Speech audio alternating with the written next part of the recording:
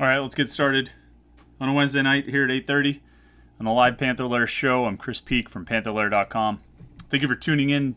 I think if you're tuning into this show, you know the website. You know about Panther-Lair.com, Panther-Lair.com, Pittsburgh.rivals.com, the most comprehensive source of Pitt sports news on the internet, football, basketball, recruiting.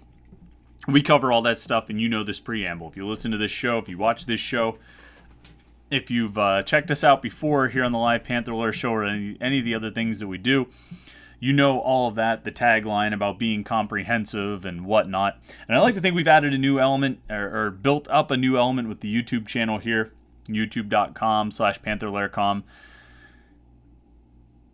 A lot of videos getting pumped out, a lot of content we're putting out there, the weekend recap every Monday morning, just kind of bringing you up to speed on everything you need to know for the week. Certainly got an interesting one this past week. Monday was an interesting weekend recap show with some stuff that happened kind of late in the weekend.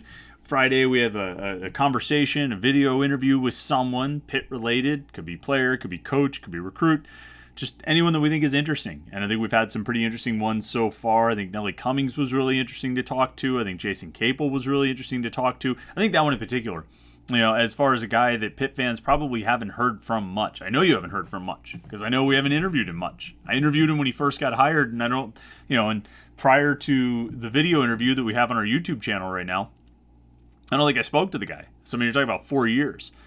Without him doing any real kind of press or interviews or anything like that. And so I thought that was really interesting. For a guy who gets talked about a lot, the fans talk about Jason Capel a lot, it was an opportunity to actually hear from Jason Capel. And then last week we had the Diaz-Graham twins, Jorge and Guillermo. And look, I think you should watch all three of these videos. I mean, I think Nellie Cummings is really interesting for a lot of his insight on a lot of different topics. I think Jason Capel was really interesting for a lot of his insight on a lot of different topics. But the Diaz-Graham twins, I had high hopes for what it would be. I had high expectations of what that interview would be like, and it ended up being better than I hoped for. It was a lot of fun. I really enjoyed doing that, and it was a lot of fun to do that interview. And you know, I think people have really enjoyed seeing it so far. So hopefully you got a chance to check that out. If you haven't, go look at it. YouTube.com/Panther-Lair.com. Of course, one way to know anytime we post a new video or anytime we go live, either for the Wednesday night show or a case like Monday night when some major news happens and we go live to talk about it, if you subscribe to the YouTube channel, you're going to get a notification about it. So you'll know, oh, hey, Chris is live right now. They're talking about this big story. I got to tune in. Or it's post-game. Oh, they started the post-game show. I got to tune in. Or it's Wednesday night. I forgot, but I got a notification. That's great. I got to tune in. Subscribe to the YouTube channel. That's the biggest thing you can do for us. Like this video, of course. We appreciate that more than I can say, and we definitely appreciate it if you subscribe. YouTube.com/Panther-Lair.com. So I've said this for a couple weeks now. We're trying to build up this YouTube channel, make this another sort of arm of our coverage of Pitt sports, and help us kind of build out that coverage. You can help just by doing little things like clicking the like button. You know what I mean? Like subscribing to the YouTube channel. Those things do help. And of course, if you want to get in on the conversation here tonight, you want to make sure your comment is read or your question is answered, you can be a super chatter. Little dollar sign at the bottom there. You know, throw a couple bucks. I just dropped my pen. Good thing I have another one. Throw a couple bucks to support the podcast. We appreciate that. Like I say, but anything you do, like the videos, subscribe to the YouTube channel, be a super chatter. They're all immensely helpful, and they help us continue doing what we're trying to do here. And so I definitely appreciate that and appreciate everybody who comes in. Of course, if you are a super chatter, we will be sure to get to your comments and questions. And I have a feeling that tonight is going to be a busy podcast. It's going to be a busy live stream. I think there's going to be a lot to talk about here tonight. And so some comments or questions might get lost in the mix. I'm going to get to as many as I can. Some might get lost in the mix. You want to make sure we get to your comment or your question. You be a super chatter. It's the easiest way to do it, because I'm sure you have something really good to say, and I want to get to it. But we got to start with the biggest story of the week, and we had a special 40 minute live stream that we did on Monday night to talk about it, but we're still talking about it now because it's still relevant and it's still an important story, and there are still things to say about it and analyze and break down and talk about. And you know I'm talking about Dior Johnson. the 4-star guard, former 5-star guard, former top 5 prospect in the entire recruiting class of 2022, currently a top 40, finishes as a top 40 prospect in the class.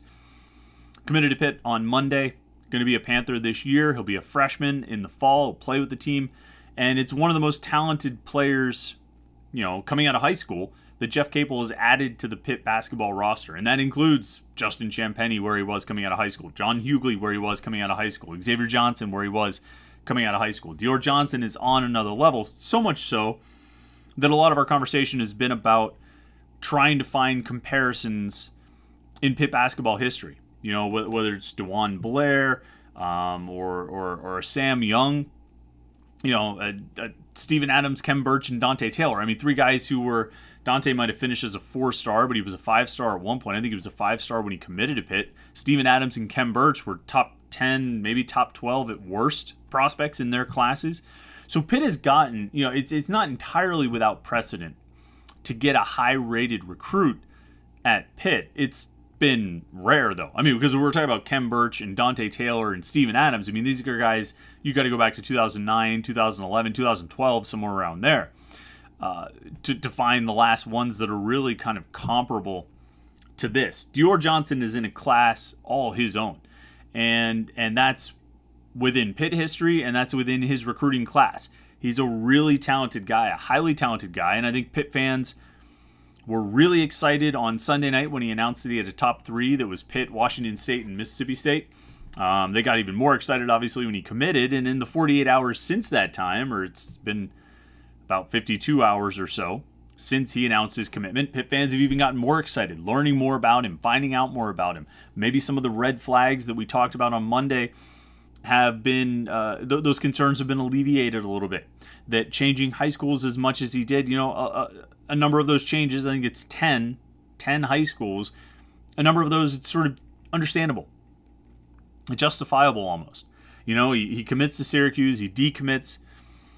Maybe he just didn't care for Jim Boeheim. Is that really that hard to believe? Is that really that hard for any of us to appreciate or sympathize with? And certainly, it's funny if you go back and if you Google for articles about Dior Johnson decommitting from Syracuse, you find a piece where Jim Boeheim was asked, I don't know if he was asked directly or indirectly about it. He can't talk about recruits, so the question might have been sort of an indirect question, but it was very pointed and the intention was obvious. And Jim Boeheim basically was Jim Boeheim, and that's probably the best way I can sum it up. Saying things like, you guys only hear half of the story. A kid can go out on social media and say he's committed to a school, but that doesn't mean that he's actually committed, because the commitment is sort of on both sides, and it doesn't mean the school is actually taking. He was, again, the best way I could say it is he was Jim Boeheim. And, so it's not that hard to understand why that relationship fell apart. The Oregon situation, Oregon ends up bringing in a couple of transfer guards and returning a guy who was going to go into the NBA draft. And that makes the situation at Oregon a lot less appealing for a player like Dior Johnson, who's looking for an opportunity right away. And I think he's talented enough that he would get an opportunity right away, but maybe he felt like he could find a better opportunity than what he had at Oregon, particularly since when he signed with Oregon last November, the situation was different. The opportunity that Oregon presented to him was, in November, was not the opportunity that he was looking at the end of May and going into June. And so maybe that change is understandable. I won't deny that all of this transition, all of this instability does raise some concerns, does sort of feel like some red flags. But maybe there's another way to look at it. Maybe, rather than looking at kind of the negative side of the decommitments, let's say, maybe you flip it around and look at the other side and say, Pitt might have just gotten really lucky. Maybe Pitt just got really lucky, and one of the most talented players in the recruiting class of 2022, one of the top guards and one of the top overall prospects in the class, just fell into their lap. And that's not to say that Pitt didn't do anything. I think, the opportunity to get Dior Johnson may have fallen into Pitt's lap, but Pitt was able to close the deal. Jeff Capel was able to sell his vision and what he could do for Dior Johnson. He was able to sell that. And that's a credit to Capel. It's not like Capel just had to sit back and wait for Dior Johnson to commit. But the opportunity to get him, the opportunity to get Dior Johnson, just kind of fell into Pitt's lap. And I was thinking about this earlier today. And as I started thinking about what Dior Johnson could potentially, all right, and I'm going to re-emphasize that over and over again because I don't want this to get further into hyperbole than it already is. But what I was thinking about what Dior Johnson could mean for Jeff Capel and what he could mean for the Pitt basketball program. And I think the possibility exists.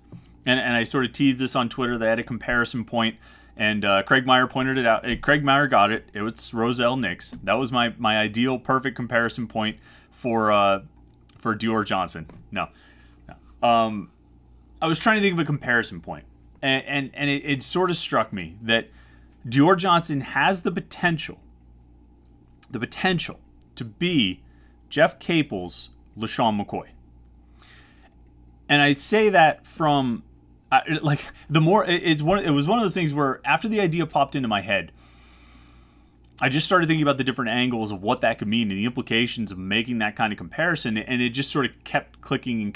Now, each in very different ways, LaShawn McCoy and Dior Johnson both ended up in Pitt in very different ways. LaShawn McCoy obviously dealing with an injury, Dior Johnson dealing with the decommitment and the moving around, and then the another decommitment and getting out of his letter of intent. Not very late in the process. Not exactly the same situations. However, they were both prospects who early in their high school careers looked to be on a very direct path to stardom. A direct path to being the best in the nation. LaShawn McCoy, number one running back in the country. Dior Johnson, number one point guard in the country. LaShawn McCoy, a top 10 prospect in the recruiting class of 2006, I think he was, originally, coming out of McDevitt. Dior Johnson, a top 5 prospect, originally. But through various circumstances, both guys fell. And through various circumstances, both guys ended up in a position where Pitt was sort of uniquely positioned to scoop them up. Now, again, it wasn't without effort.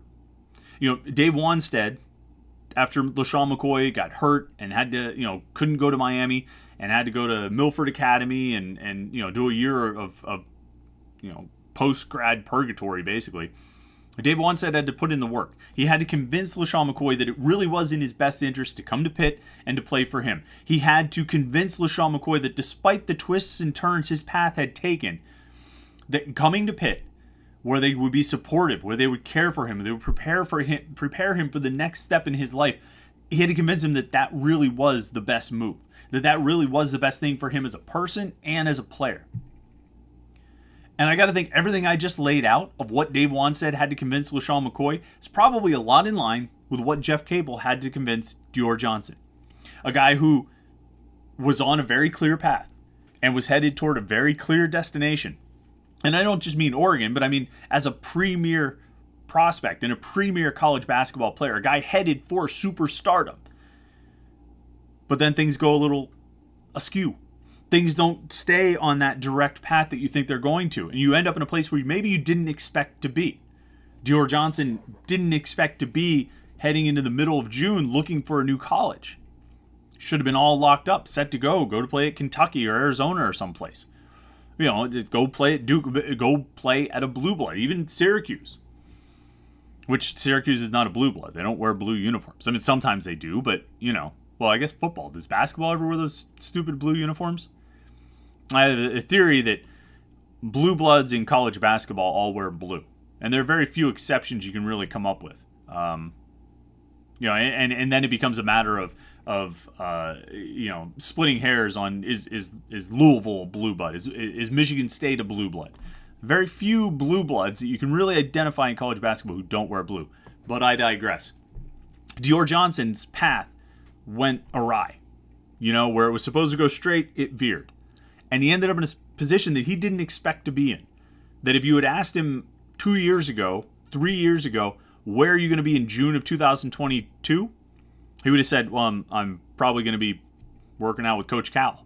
You know what I mean? Or working out with Coach Boeheim or someplace like this. It was going to be a very clear, direct path. But because things went awry, because things went a little haywire, Pitt ends up benefiting. The opportunity falls into their lap.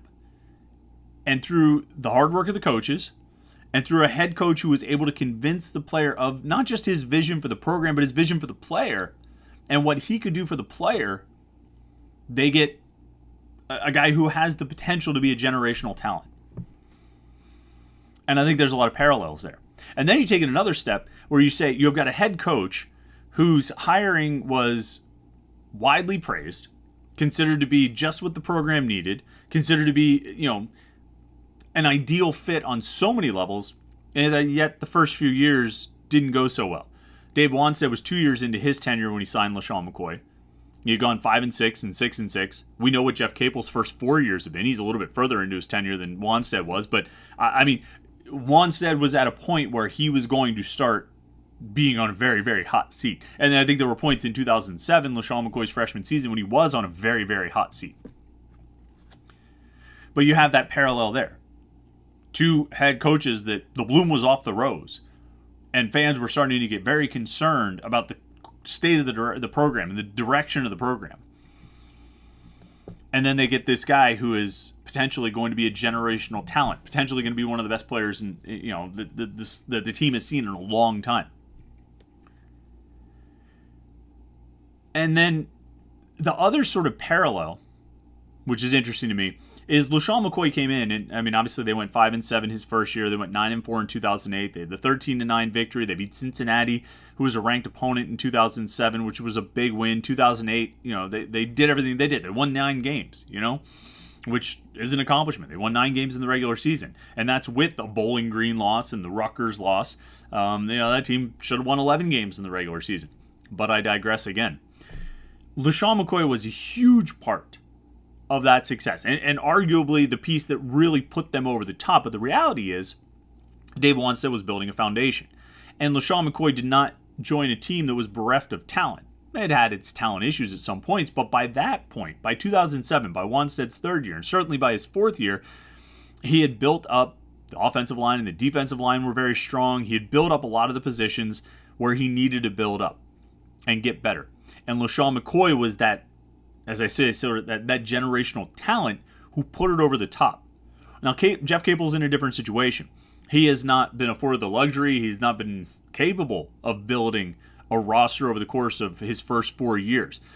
But the situation Dior Johnson comes into is one that feels like it's got a very solid foundation. You have a potential all-ACC player in John Hughley. You've got a backcourt that features 3 sixth-year guards and a fifth-year guard. You've got a very ideal situation right here.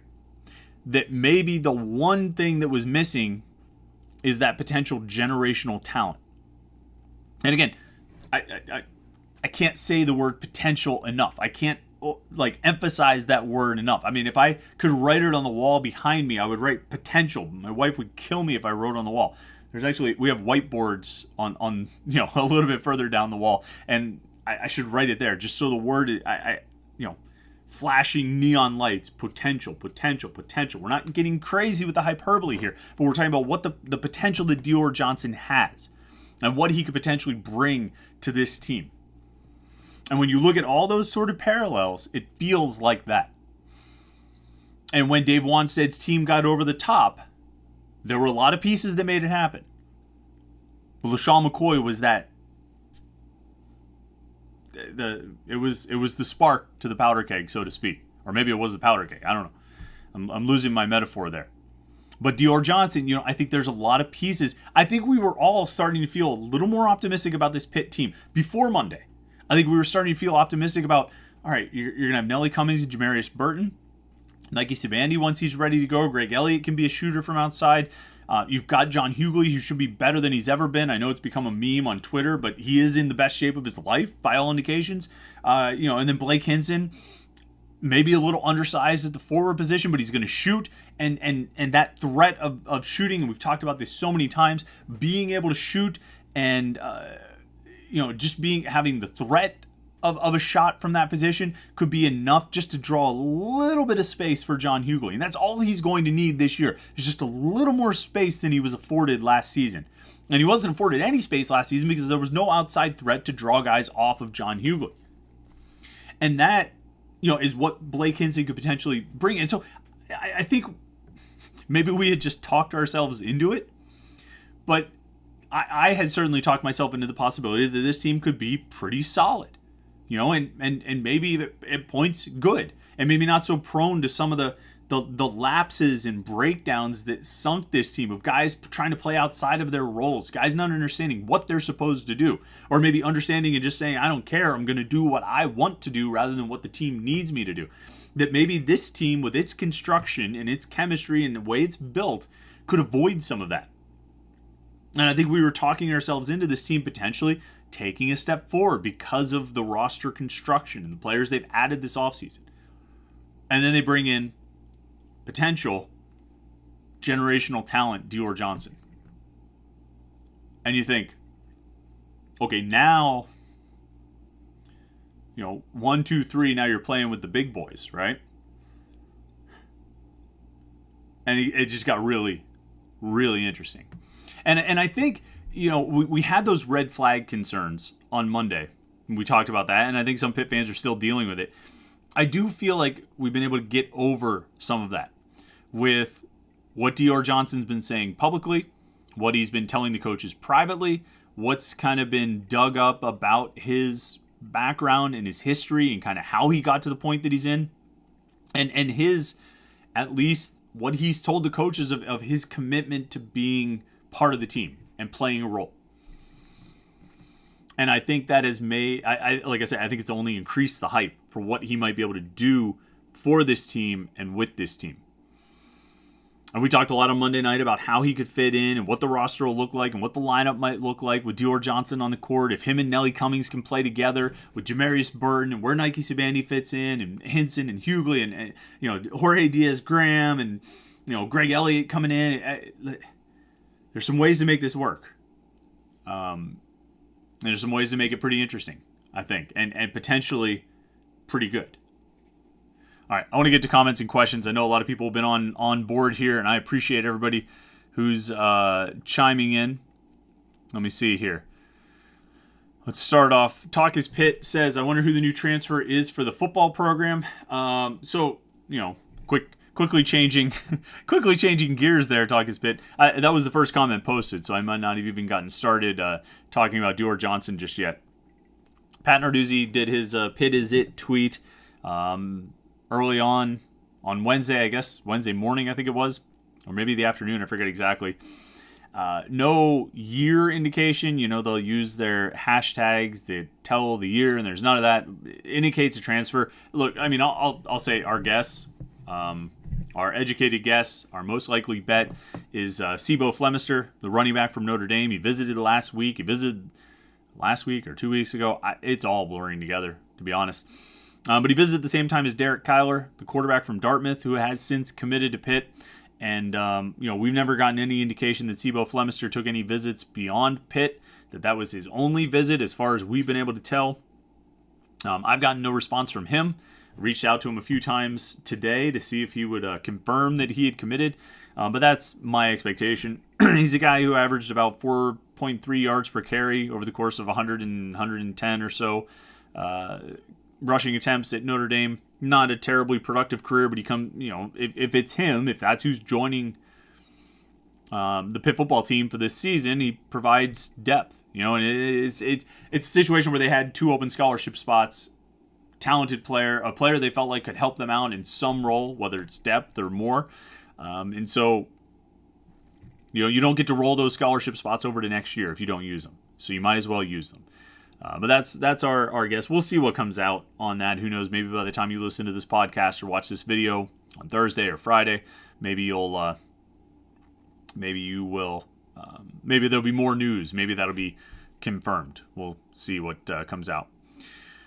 Coaster King says, how many commits are you predicting for the weekend? So, yeah, on the football side, Pat Narduzzi's got a dozen guys coming to campus this weekend. They're actually going to arrive on Thursday. It's a Thursday to Saturday official visit weekend.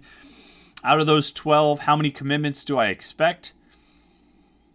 Last time, I set the over-under at 2.5 or something, and they ended up getting 6 out of the 14 or 13 or however many, 14 they had taking official visits. So I was pretty far off on that. Technically, so they had 14 official visitors the last weekend. Two of them were already committed, Kenny Minchie and Zion Fowler. And out of the other 12, they got commitments from 6. So you're talking about 6 out of 12. I guess you go with a similar... I can't sit here and predict that they're going to get 6 commitments this weekend, even though I want to. Looking down the list and thinking about guys who have more official visits scheduled, almost all of them have at least one more official visit scheduled.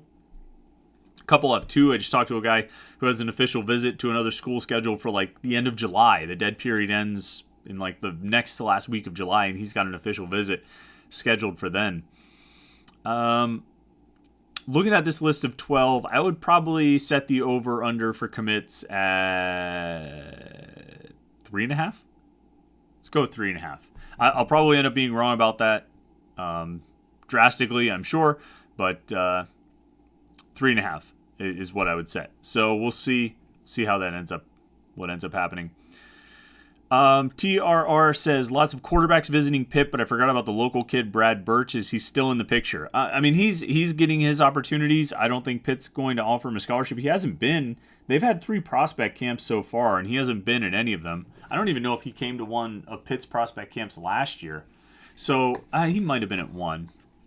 I forget, but he hasn't been in any of the 3 prospect camps so far. They're after a lot of guys in the 2024 recruiting class. They had a kid from Texas visit today. They have a kid from Georgia, one of their top prospects, visiting on Thursday. Again, 2024. So we're talking about guys who are just finished up their sophomore years of high school. They're going into their junior years, and that's what we're talking about. We're a class ahead because they have Kenny Minchie for the 2023 class, guy who's going to join the roster next season, like. Not this coming season, but the following season. So you're talking about the 2024 class, and they've got a lot of targets on the board. I think they have a lot of offers out, and they have a lot of guys that are higher on their recruiting board than Brad Birch. So, is he still in the picture for Pitt? Not really that I can tell. Mad Dog XNEDNDND. I still don't know what I'm just going to call you Mad Dog from now on. I think you're the only Mad Dog. So Mad Dog says Dior Johnson averaged 17, 8, and 5 at the EYBL, and that's where the best competition is for AAU. So that's very good. It absolutely is. That's definitely very good. Look, he's a really talented player. There's no question about it that he's a super talented player, potentially a generational talent. You ask yourself, how did he get to the spot he's in right now? Where in the middle of June, he was looking for a new home.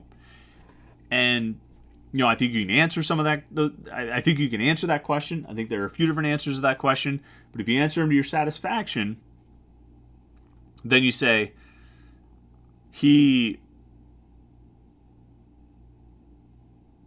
fell into Pitt's lap. The opportunity to land him fell into Pitt's lap. And, hey, you take him any way you can get him. And again, when I say that he fell into Pitt's lap, I don't want to diminish the job that Jeff Capel did here. I think Jeff Capel... Look, I think a lot of schools would have been happy to have Dior Johnson. I think Washington State and Mississippi State would have been happy to have Dior Johnson. And so, it's not like Pitt was his only option. And so I think Jeff Capel gets a lot of credit for selling it and selling himself and selling the program to Dior Johnson to convince him that this really was the best opportunity for him personally, the best opportunity for him professionally, opportunity to play on a big stage in a big conference, and an opportunity to get coached by a coach who has been there and done that. And that was the thing. Carlton Carrington, 3-star guard in the 2023 recruiting class, committed to Pitt on Wednesday. A 6'3", 6'4", 175-pound combo guard. He can shoot well. He can run the point if that's what you want him to do. Committed to Pitt Wednesday morning, I think it was. And one of the things he said was, Jeff Capel is a guy who's been there. He's been where I am. He played high school. He played AAU. He played college. And I think Carlton Carrington's quote was, I forget exactly how he said it, but the things Jeff Capel can teach me, other coaches can't.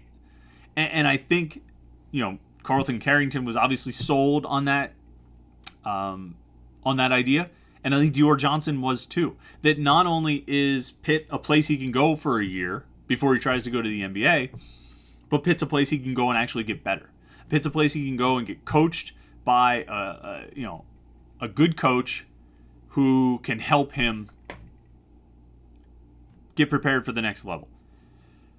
And so it's a huge credit to Jeff Capel. So when I talk about fell into Pitt's lap, the opportunity fell into Pitt's lap, this kind of thing, I'm not diminishing at all the work that Jeff Capel did here. I think he did a great job, and I think Jeff Capel's been pretty good at recruiting. He's had some high profile misses, guys that they haven't gotten. Go off on a tangent here, just because it's been a conversation on the message boards. It's a couple people have asked, what changed? What has changed in Jeff Capel's recruiting that he, this week he landed Carlton Carrington and Dior Johnson. What's changed? Well, truthfully, I don't think anything's changed. I don't think anything has changed. To be honest, I mean, I'm sure there are little things you're doing differently. I think it's like any job. You adapt and you adjust and you grow and develop. But he's gotten good recruits before. He's gotten, John Hughley was a high-profile guy. Xavier Johnson and Adise Toney and Trey McGowan's, that recruiting coup at the beginning of it all was a high-profile win. Will Jeffress was a high-profile recruiting win. He's found guys like Justin Champagnie who develop and turn out to be really good. He's gotten good players out of the portal. Jamarius Burton is a good player out of the portal. I think Ethiel Horton profiled as a good player. If Ethiel Horton would just do what they had told him to do, which is to just serve as a spot-up shooter and not think he was a guy who was going to create off the dribble, he would have been a really good player. And he was a really good player when he just did that job. He found Mo Gee. I think he's done it. He got Marlon Barnes to commit. Jeff Capel's recruiting, he's had the high-profile misses, but on the whole, I think he's done a decent job. And he's been able to convince transfers to come in. Even guys who, where you look and you say, why would that guy come here? That spot's loaded. He's been able to get guys that he wanted out of the transfer portal. He doesn't get everybody. Nobody gets everybody. But I don't think anything has really changed. Carlton Carrington is the kind of guy he should be getting and kind of guy he more or less sort of has gotten. Dior Johnson is a unique situation. This is not a case where Capel went head-to-head with, Kentucky, Duke, and Carolina for 2.5 years before he got the kid to sign in November of his senior year or something like that. It's not like all of a sudden Jeff Capel's recruiting has changed or evolved or taken another step. This is the kind of recruiting we expected out of Jeff Capel. Jeff Capel's been recruiting at a pretty consistent basis throughout the course of his time at Pitt. Dior Johnson does not change that because that situation is so unique. Okay? I don't think anything has really changed with Jeff Capel's recruiting. What he's done, he's taken advantage of the situations. He's found opportunities and capitalized on them. Whether it's Nelly Cummings and the Diaz Graham twins, Dior Johnson with his how he sort of the opportunity fell into their lap. It hasn't really, I don't see a drastic change in Capel's recruiting approach or his strategy or how he's selling it to these kids. I think he's always sold the same thing to these kids about the support system, about what he can help them, how he can help them, how he can develop them and get them ready for the next level. I mean, you go back and read articles and interviews with recruits that they were recruiting 4 years ago, and they're saying the same things that Carlton Carrington and Dior Johnson were saying about what Jeff Capel sold them on, about what Milan Brown sold them on, what Jason Capel sold them on. So I don't think there's been a drastic change, and the Dior Johnson thing doesn't change my opinion of Capel's recruiting either. It might reinforce a little bit of what Capel has been doing and how he's been going about it and what his sales pitch has been, but it doesn't change my thought on what they've been doing or how they've been doing it. It's been, I think, pretty consistent over the course of 4 years, 5 years, wherever we're at now. Let's get back to comments and questions here. Let's see here. Talk is Pitt says, how do you think the O-line will do after we lose all our starters, and where do you see the men's basketball team going this year record-wise? I mean, the offensive line losing all of its starters, you're talking about 2023, man.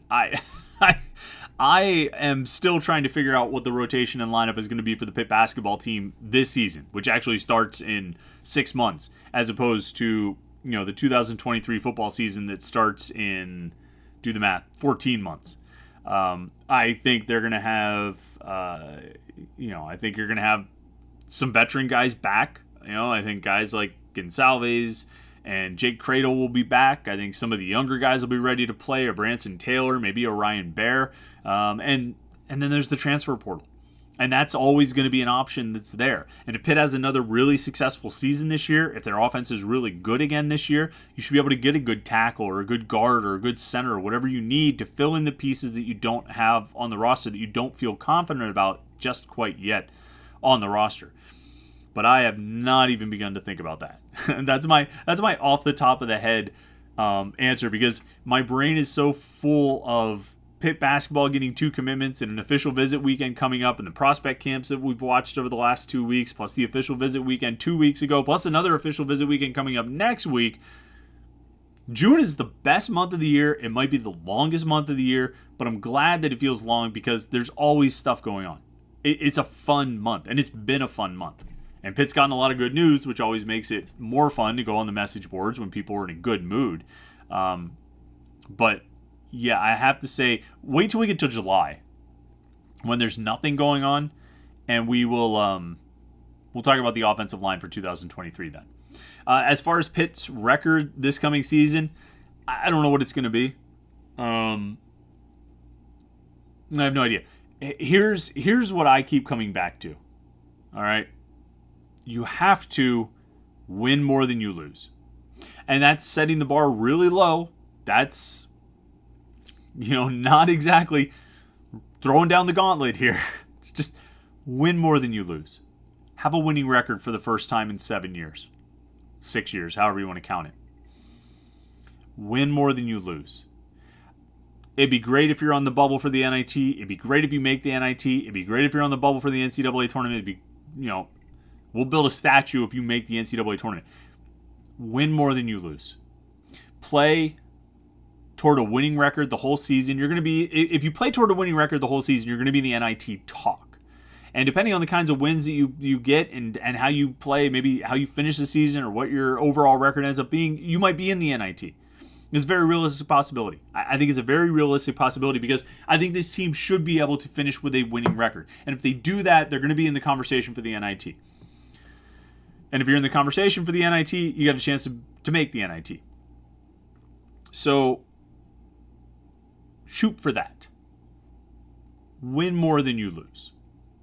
That's all it comes down to for me. If that's, however that cracks out. If it's 12-10, or how many, it wouldn't be 12-10. If it's 16-14, whatever it is, you got to win more than you lose. That's where it starts for me. Get that, and it'll be a step in the right direction. And that's what we're looking for, right? You want to see a step in the right direction. You want to see positive improvement. I think this offseason has given people hope. I think this offseason has felt like a step in the right direction. I think the transfer additions, I think, Nelly Cummings and Blake Hinson, the response has been better, particularly to Nelly Cummings, than it was for Jamarius Burton and Mo Gee last year, and Dan Oladapo. We'll see what these guys ultimately become, but I think there's a feeling that this offseason itself, even before Dior Johnson, but certainly since he joined the mix, there's a feeling that this offseason has been a step forward. Now you just need to do it. You need to see it on the court. You need to see a step forward on the court. And that's, the bare minimum for a step forward is a winning record. And so I think that's the bare minimum expectation and goal for this season. Let's see here.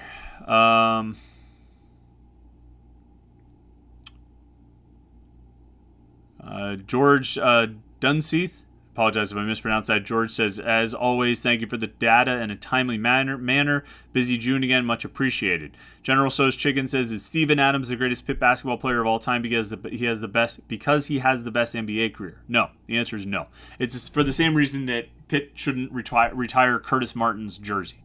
NFL all-time great, Hall of Famer, not, but his Pitt career did not merit jersey retirement. Steven Adams' Pitt career did not merit calling him the best Pitt basketball player of all time. Don't ask me who is, but it's not him. Tony Tennyson says, Chris, such a great week for Pitt basketball and football. Dior is such a big get who I think starts day one and he'll probably go pro after 1 year. I think it's possible that he'll go pro after 1 year. I think it's, totally, in some ways it's the best case scenario. Although I feel like so many guys that Pitt has had basketball and football who have gone pro early, it's been after a season where you'd be like, wait, really?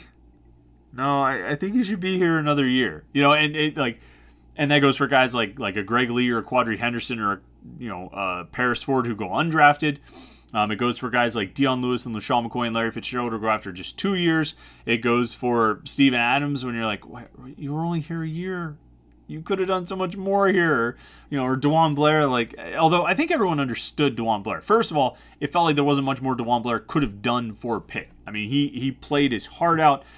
He was amazing. He was productive. He had a great career at Pitt over the course of 2 years. Plus, everyone knew his situation with his health and his knees, and so I don't think anyone begrudged him the decision to go. But Dior Johnson, I think best case scenario, he has a great year and goes pro.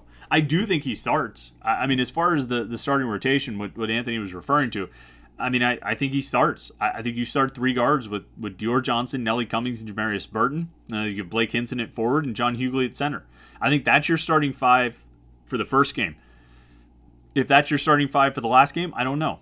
Because maybe Nike Sabandi works his way back into the starting lineup. Maybe Greg Elliott is so good you can't keep him on the bench. Maybe Jorge Diaz-Graham is ready to play and he can't stay off the court.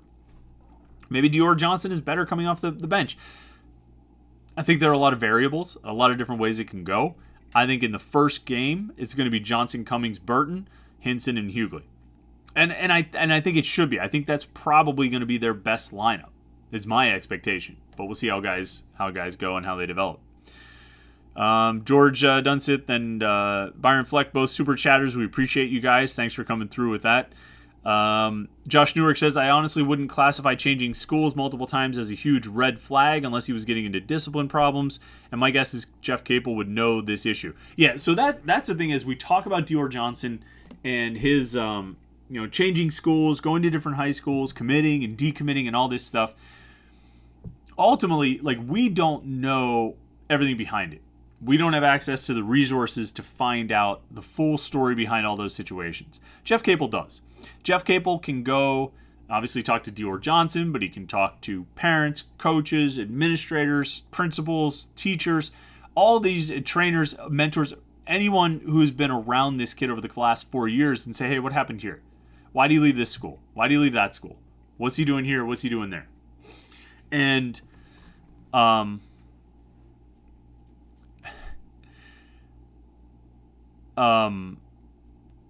he can get a lot of answers. And he can answer these questions to his satisfaction, which is far more important than your satisfaction or my satisfaction. If Jeff Capel's convinced of it, and the thing is, Jeff Capel is, he's getting paid millions of dollars to do this job. And he has millions of dollars on the line if he fails to do this job effectively. So he's got a lot more riding on it than you and I do. And I often bring this up when we talk about different things with coaches. He has a lot more riding on it than we do. And so if he's convinced that it's worth the risk or that there's minimal risk or not enough risk to be a concern, then all right, honestly, it's good enough for me. That I'm not blindly accepting what the coaches say, but it's good enough for me. Let's see here. So earlier on, I said I compared Dior Johnson to LaShawn McCoy as a comparison point for how they got to Pitt. Different paths, certainly, but also different paths from what they expected they would do 2-3 years earlier in their high school careers, right? I made a comparison between those two for how they got to Pitt, for how Pitt was able to recruit them when the opportunity presented itself, and then the impact that LaShawn McCoy had on the program, where he came in, where the program was under Dave Wanstead at that point, and where he ultimately got it, and where McCoy helped get the program in his 2 years, and compared that to Johnson, where he's coming in, where Pitt is right now under Jeff Capel, and where Johnson could potentially get it. So I made that comparison. I'm setting this up just for Josh Newark's joke. Josh says, horrible comparison with Shady McCoy. You really think Dior Johnson can run the Wildcat? Josh, I just worked really hard to set up your joke. I could have just skipped over it and said, good one, Josh, and just kept moving on. But I reset everything I said at the beginning of the show and just to make your joke. So I hope you appreciate that. Byron Flex says, what was the NIL deal Dior Johnson was offered by Pitt versus Syracuse and Oregon? Was it from the 412 Alliance? So I don't know specific details of anything here. I'm going to say that right off the bat. I'll say a few things, though. NIL deals are part of everything. I don't know. I think Dior Johnson has opportunities to make himself a lot of money and doesn't necessarily need Pitt's help to do it. I think Dior Johnson has opportunities to make a lot of endorsement money, to make a lot of promotional money, to get a lot of those kinds of NIL deals. And I think he's high profile enough on his own that he didn't necessarily, I don't think he needed to call Jeff Capel and say, Coach, what can you get for me? Or who do I need to talk to find out what I can get here? I don't think he needed that. I don't think that was a factor here. I think, look, the other thing too, you have to think about the fact that Dior Johnson didn't take visits. It wasn't a factor with him in Syracuse. NIL was pretty nascent when he decommitted. It might have been a factor with Oregon, although even then, like last November to this spring is night and day in terms of NIL and what NIL deals are and what they mean.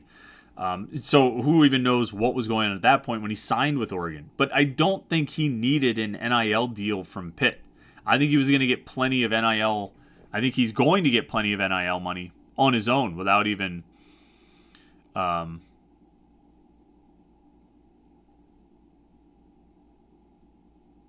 think he's without anything from Pitt or the Alliance 412 or anybody like that.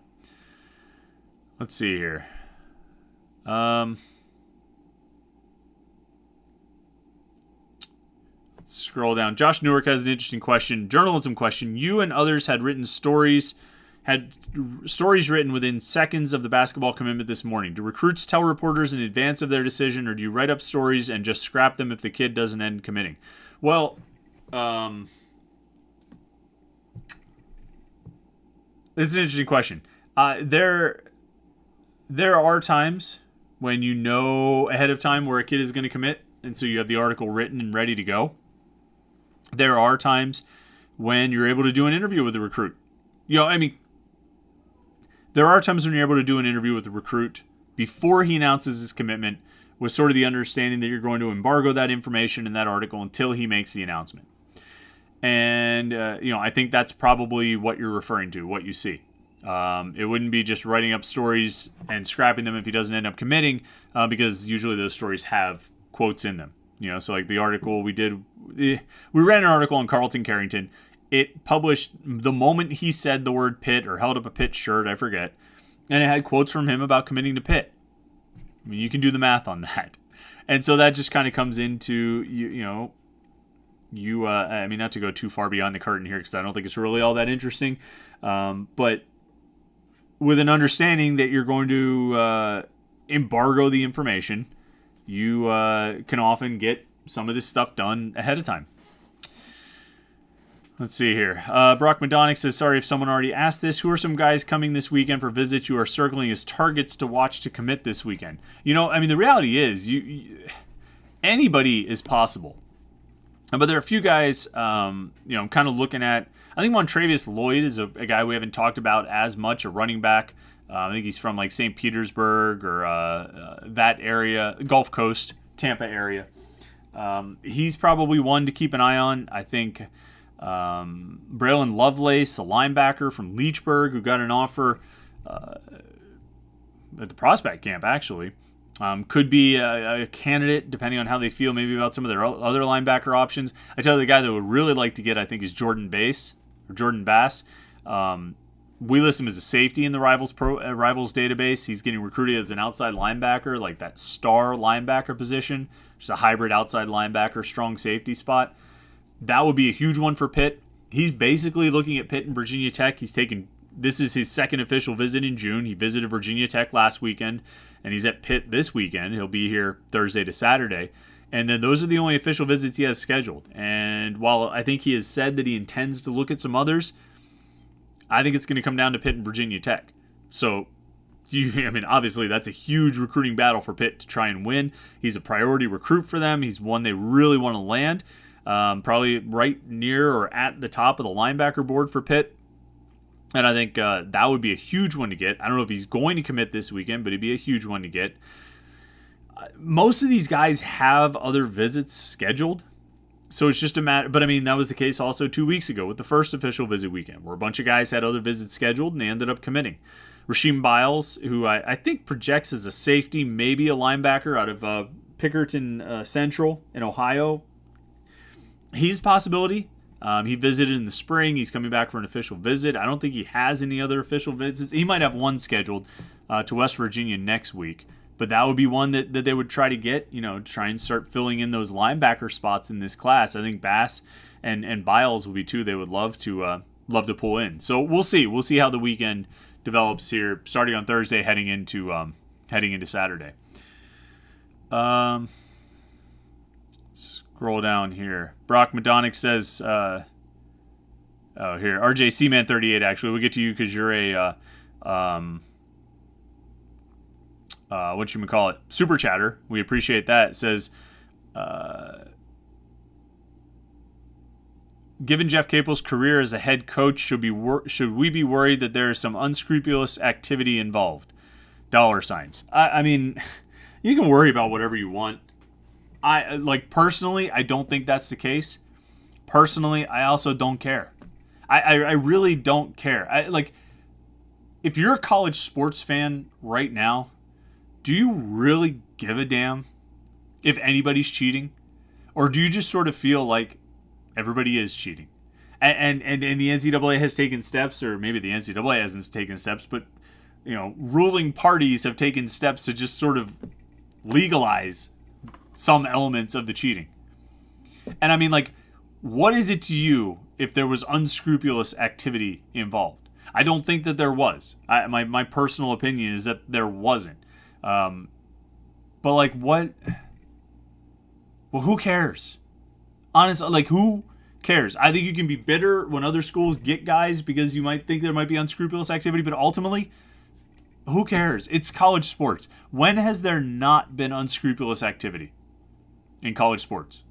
There was no beautiful time. No utopia of college sports where everything was on the up and up. Who cares? Honestly.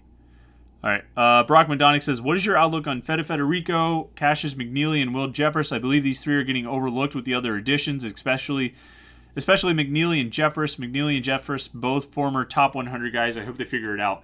Cassius McNeely, I don't know what happens with him. Honestly, I don't know what happens with him.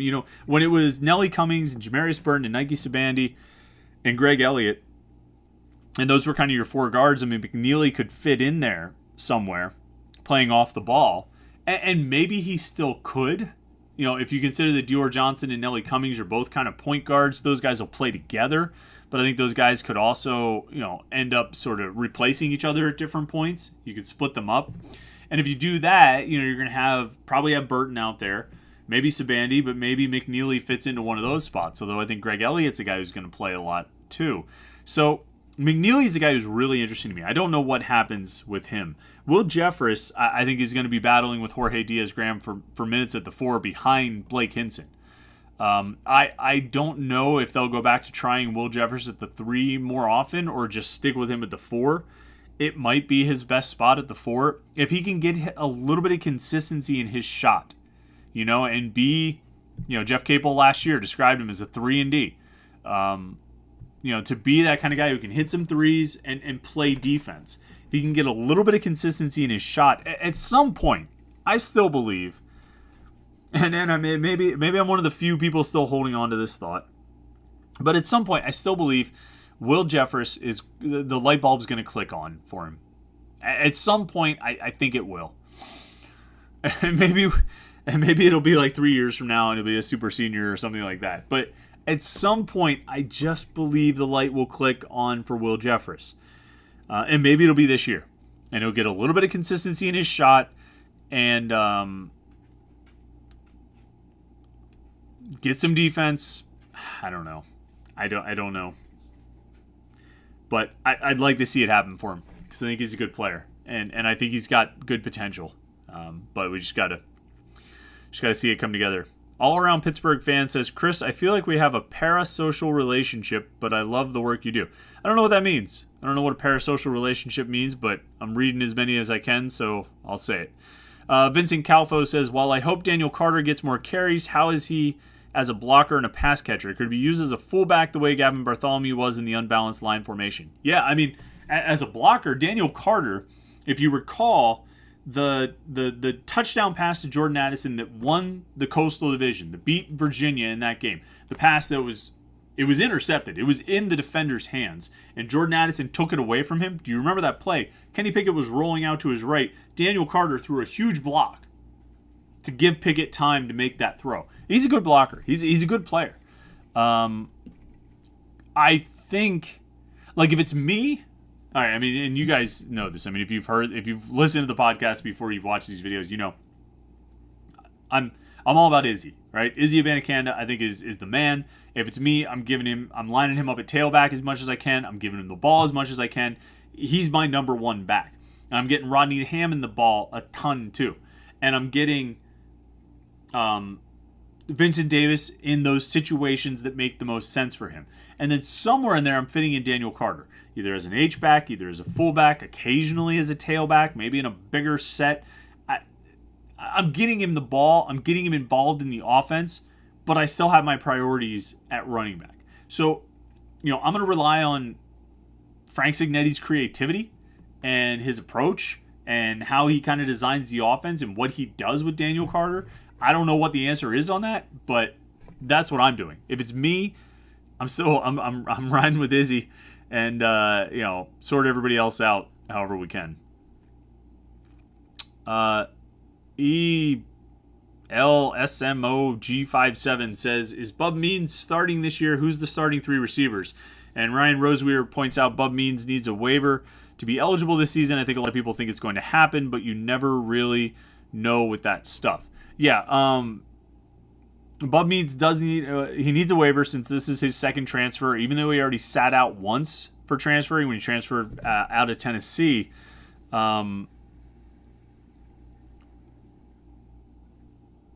Because it's his second transfer, he sat out because they didn't have the free eligibility when he transferred that first time.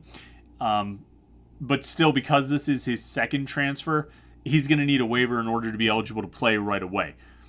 It should be an open and shut case. It should be an easy one because he's already spent his time sitting out a year.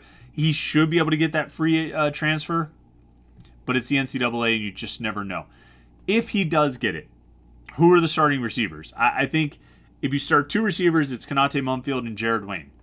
If you start 3, I think Bub Means is right there in the mix. I've heard some really positive stuff about Bub Means. I've heard some really encouraging reports about how he's been playing and how he's been practicing and what role he might have this year. I think he's going to be pretty good. I am optimistic about him. And so could he be the starting 3rd receiver? Possibly. Are they going to start 3 receivers a lot? I don't know. All right, see what else we got here. Try and get down to the end. All right. Just arguing about whether or not... RJCman38 wants to know, what made Pitt so appealing for Dior Johnson? Need specifics. Jeff Capel is a dumpster fire, so forgive me for being skeptical. I'm worried if Capel can do irreparable harm. No, again, I mean, I'm not even going to humor the whole under-the-table stuff. What made Pitt appealing? I'll tell you. Dior Johnson got out of his letter of intent, but I think even before that, he was looking around and doing research and talking to interested parties, not necessarily coaches at other schools, but talking to people who could advise him. And I think he was pointed in the direction of Jeff Capel. So when he did get out of his letter of intent, he started talking to Capel, and Capel, I think, sold him on Pitt. Not necessarily in the way you're thinking as far as the cheating or unscrupulous activity, but he sold him on Pitt, on what, and he sold him more importantly on himself. Jeff Capel sold Dior Johnson on what he could do for Dior Johnson, how he could help Dior Johnson get to where he wants to be, how he could help develop Dior Johnson, how he could help him as a player and as a person. And I think this was a recruiting win. I know I talked about it falling into Pitt's lap. The opportunity to go get Dior Johnson fell into Pitt's lap. Closing the deal, pulling it off, that was all Jeff Capel. And so what made Pitt so appealing? Jeff Capel made Pitt appealing. And if Dior Johnson listens to Jeff Capel and believes in Jeff Capel as a guy who played at Duke, you know what I mean, was a starting point guard at Duke, which should be enough to earn you some cred with kids. If he listens to Jeff Capel and does what he's coached to do, he's got a chance to be really, really good. He's got a chance to be really, really good. All right, listen. Like and subscribe, all right? I can't ask you enough. I don't want to ask too many times, but I'm going to ask again. Like the video, subscribe to the YouTube channel, youtube.com/Panther-Lair.com. You subscribe, and then you'll always know when we go live. We do these live streams every Wednesday night at 8:30. You can set your clock by that. Actually, except for next week, we're not going to do it on Wednesday. We're either going to move it to Tuesday or Thursday. I haven't decided yet. So don't set your clock by it next Wednesday. Just a quick scheduling change. Program change for next week, but I'll definitely tweet that out and put that information out on the weekend recap on Monday mornings. But if you want to get the weekend recap on Monday mornings, you want to know what's going on, everything you need to know for the week, we put out a video Monday morning just breaking everything down. We'll be recapping the official visit weekend, any new news out of Pitt's prospect camp on Sunday, anything new that comes up with basketball, we recap it on the weekend recap. It comes out on Monday mornings every week. And you'll know when that video is live if you subscribe to our YouTube channel, youtube.com/Panther-Lair.com. Do it. Like the video, subscribe to the YouTube channel. Can't thank you enough. Thanks everybody who came in, hung out here on a on a Wednesday night. We appreciate that. We'll continue the conversation over at Panther-Lair.com on the message boards, Panther-Lair.com. So come hang out over there.